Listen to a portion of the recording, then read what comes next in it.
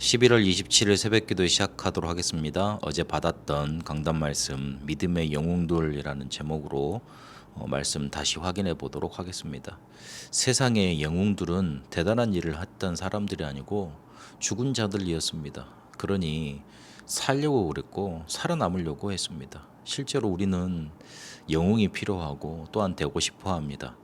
우리에게 내 문제를 해결할 수 없을 만큼 문제가 와 있다는 사실이 발견되었고, 그리고 실제로 그걸 해결해 줄 수 있는 이가 우리에게 필요하다고 깨달아졌기 때문에 그렇습니다.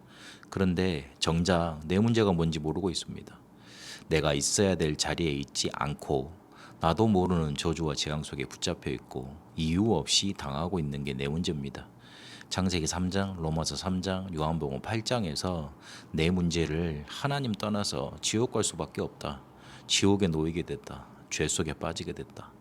그리고 사단에게 붙잡히게 됐다. 그 사실로 말씀해 주고 계십니다. 세상 영웅들이 그렇게 죽은 자들이었습니다. 자기 문제도 실제로 알지도 못한 채 해결하지도 못하는 죽은 자였습니다. 죽은 자였으니 살려고 살아남으려고 죽이는 일만 계속 행했던 겁니다. 결국 자기 인생을 자기들이 주관할 줄 알았고, 그리고 귀신의 능력도 서슴지 않고 받아서 어떤 능력을 가져서라도 세상을 정복하려 했습니다. 자기들의 뜻을 이루려 했습니다. 결국은 살아남으려고 바벨탑을 짓고 그렇게 자기들의 능력을 과시하고 그렇게 살았습니다. 그게 특화된 사람들이었을 뿐입니다. 그런데 오늘 믿음의 영웅들은 산자였습니다. 산자였으니 살릴 수 있었고, 그들을 죄와 저주 속에서 해방시킬 수 있었고, 그리고 미래 불안과 두려움에서 변화시킬 수 있었습니다. 자기들이 모든 일을 다 했음에도 하나님께만 영광 돌리고 복음만 남게 하는 그런 자들이었습니다. 그들을 통해 하나님은 일하실 수밖에 없었던 겁니다.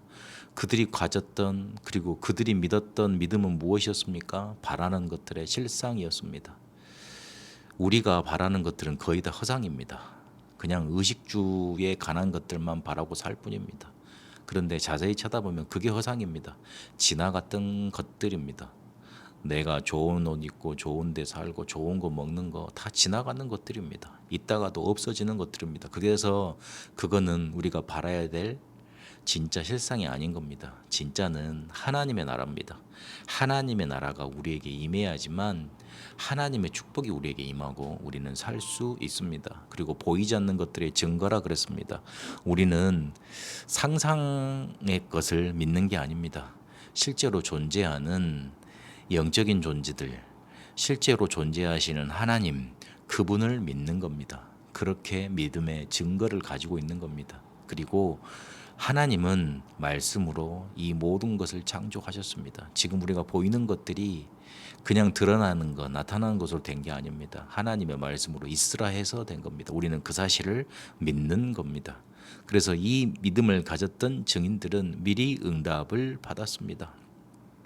미리 봤으니 미리 가질 수 있었고, 가질 수 있으니 누릴 수 있었고, 누리니 실제로 정복할 수 있었고 성취할 수 있었습니다. 그렇게 절대 주권 속에서 절대 계획을 붙잡고 절대 언약을 따라 절대 여정을 가며 절대 목표를 이루었습니다.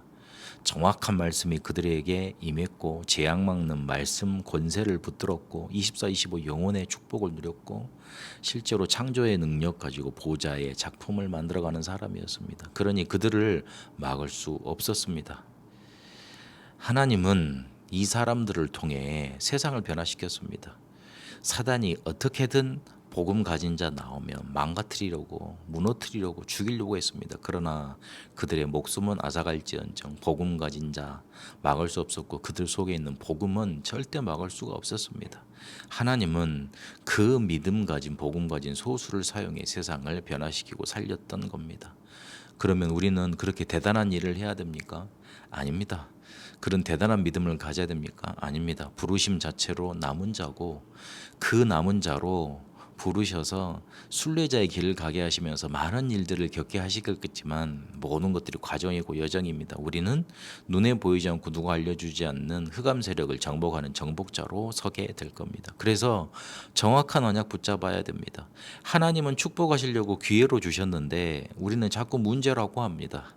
거기에서 두려움을 느낍니다. 아닙니다. 하나님은 그걸 통해 우리를 축복하시고 우리를 바꾸시고 세계복음화의 것으로 만들려는 기회로 삼으시려고 합니다. 더 좋은 게 기다리고 있고 더 응답이 기다리고 있습니다. 그러려면 하나님이 그 정확한 언약을 알려주시는 예배에 집중할 수 있어야 됩니다. 예배 때 성령께서 역사하시고 천군 천사가 동원되고 흑암 세력이 결박이 되고 말씀이 주어지고 그 안에서 붙잡은 말씀 붙들고 조금만 각인시키면 응답받게 됩니다. 잘 박힌 목과 못에 이스라엘의 모든 영광 응답이 걸린다고 그랬습니다. 하나님의 말씀을 잘 박힌 목과 같이 우리 속에 각인될 정도로 집중해야 됩니다. 그래서 이거를 내 믿음과 결부시킬 수 있고 오직 예수만 바라보는 기도의 룰로 만들어야 됩니다. 기도 제목을 정하고 기도 시간을 만들고 기도의 방법을 찾아내는 게 중요합니다. 하나님은 우리를 남은 자, 순례자, 정복자로 부르셨습니다. 원래 우리를 믿음의 영웅들로 삼으셨습니다. 그래서 언약 붙들고 산자로 살리는 응답, 하나님의 축복을 기회로 붙잡는 응답 누리게 되시길 바랍니다. 하나님, 세상의 영웅들의 길을 가지 않고 믿음의 영웅들이 미리 응답받았던 그 길로 가게 하옵소서. 살아계신 우리 주 예수 그리스도 이름으로 기도합니다. 아멘. 개인 기도로 인도받도록 하겠습니다.